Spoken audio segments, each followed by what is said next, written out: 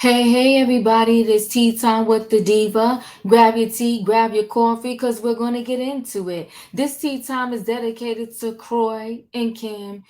Kim Zolciak Kroy Behrman, formerly from the Real Housewives of Atlanta, and also their own show, Don't Be Tardy. With these two, it's very ironic that their show was called Don't Be Tardy. Why? Because they're tardy on probably every single bill that they have, okay? They owe everybody to the point where the creditors are not knocking on their door. They're actually busting and kicking it down and saying, "We want our money now." But you know what? There's this saying that also states, don't ever let a man tell you twice, or a woman, that they don't want you. Now, this is the second time that Corey Behrman has filed for divorce, letting Kim know, I no longer want you. And when a man kicks you out of the mansion that y'all lived in together as a married couple and tosses a pillow outside the door and locks the door for you to sleep outside. Oh, I don't care how much feelings I have left for that man. When he would have did that, that is lower than low. I'm good. I'm done. You declared war. Okay, so here I am. I'm going to show up with my armor and with my gear, and we're going to get the fighting. Now, we're going to get more into this story, people, right after this.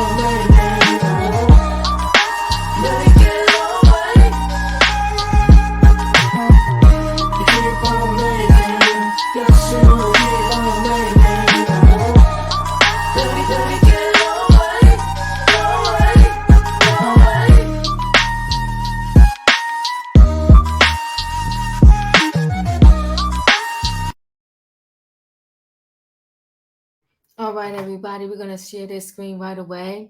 I'm going to tell you what I believe part of Croy's problem is. Part of Croy's problem is he's mad at himself, right? They also say it's a thin line between love and hate. He is actually in his hate stage. He hates Kim, he hates himself, he hates the position that they are currently in, and he needs someone to blame. So he wants to blame Kim on their financial woes, but he owns a piece of this debacle. And why? I watched their show Don't Be Tardy for a little bit. And on that show, when they would take trips, one, they would stop at the convenience stores and Kim would buy an astronomical amount of scratch offs. Okay. A ton of scratch offs. He dropped off there. He helped her pick them up and watched her scratch them as they drove down the road for their family trip. He also knew that, she loved to wine.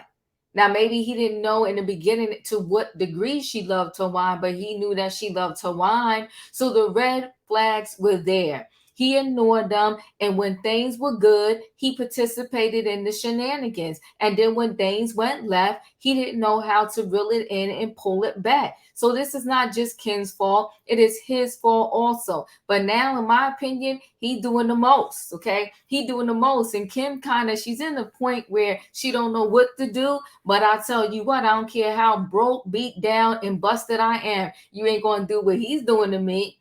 So let's get into this story. So Kim Zolciak estranged husband Kroy not interested in reconciling again, tired of fights and the 911 calls. So recently, Kim got caught at the airport.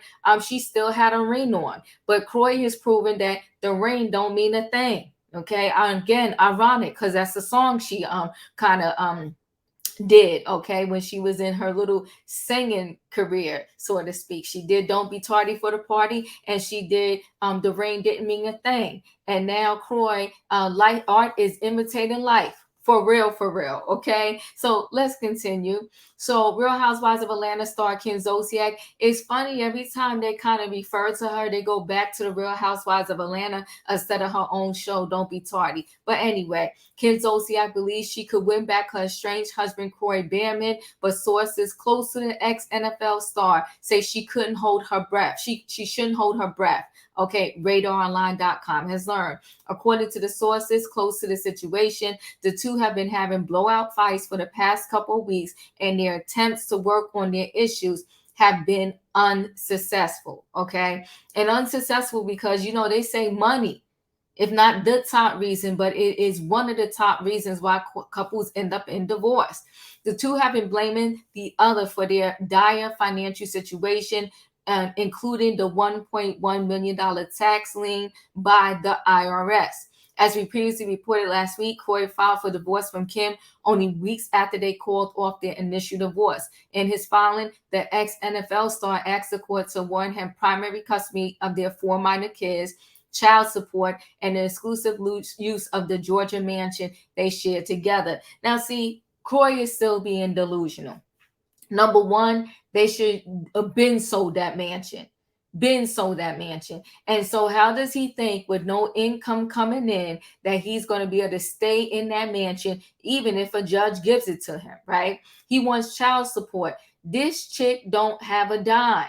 She's broke. Y'all owe everybody. How in the world is she going to even remotely pay you child support?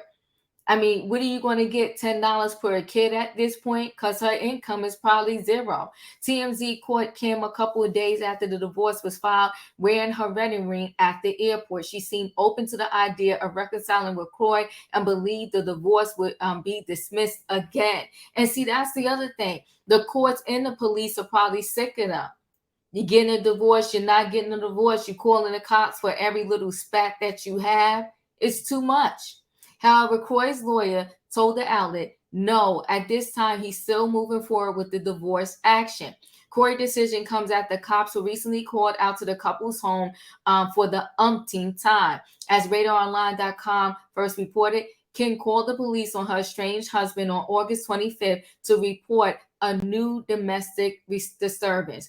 One day after he slapped her with divorce papers, at the same day, he served her with the paperwork at their home. Okay. So Kim claimed Kroy had locked her out of their home. Bro, you're not going to be locking me out. We won't be doing that. You won't be locking me out. This home that is probably darn near in foreclosure, we both are going to stay here to the bitter end until the sheriffs put the padlock on the door and say that the state or whoever is taking this home back. But I'd be darned if you're going to lock me out. Now, you better go stay in one room and I'll stay in the other. And you text me and let me know when you're going to be in the kitchen, and I'll wait till you're done. And then I'll go in the kitchen, but you ain't about to kick me out because that's a whole hot mess. Call a statement. Husband locked her out. Caller arguing with husband. The police police report read, no one in danger, but caller reports her husband has threatened her.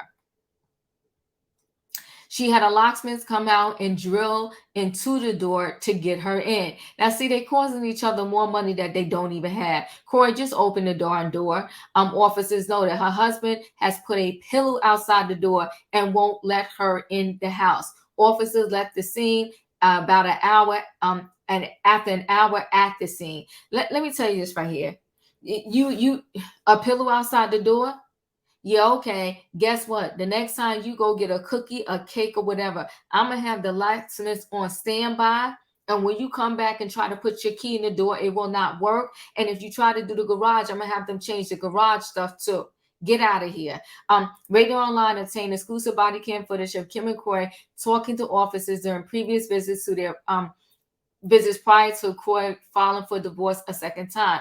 During the talks, Kim admitted to police she thinks Kroy suffers from CTE from his days in the NFL, while he accused her of having a gambling addiction. Kim has yet to respond to Kroy's new divorce in court because he kind of blindsided her with the second, divorce. But, other articles I read was that, they was fighting over their money troubles, blaming each other for not paying the bills. He said he was going to go file for divorce again. She threatened him, said, go do it. And he actually did it, right? They was trying to work things out, but again, when you have financial woes, it's like, whoa, it's hard to work out. And they don't just have financial woes, they are like in financial ruins now. you know I'm sad about this divorce. They said this latest fight, the kids would sleep when it happened, but let's be clear, the kids are awake for most of the nonsense that is going on between these two, and I feel for them. I wish that they would get it together and just go ahead and end this thing sooner than later. Not because I want to see a marriage break up, but because their situation is just too toxic, and they also need to just go ahead, put that Georgia mansion up for sale, get the dollar that they're probably going to get out of it. Matter of fact, no matter what that thing sells for, they're not going to get the profit, that if there's any profit, because they owe so many people that that money is probably going to go to those people before it goes to them. So either way you look at it, these two are like really under the ground. This is terrible. It's dreadful. So listen, guys, how do you think this thing is going to pan out? Do you think it's going to get even uglier before it gets better? Do you think that Kroy will try to pull back this divorce paperwork once again? Do you think the judge is going to give Kroy custody, primary custody of the kids, and hit the gavel and give him some child support that Kim is clearly not going to be able to pay? Listen, chat with me in the comments, and when I get an opportunity, I will chat back. If you're not a subscriber, subscribe, hit the notification bell so that every time I upload a video, you will be notified. If you are a subscriber, thanks for watching and welcome back. Everybody, thanks for watching. Hit the like button, people, and I'll see you on the next video. Chat with me. I'll chat back.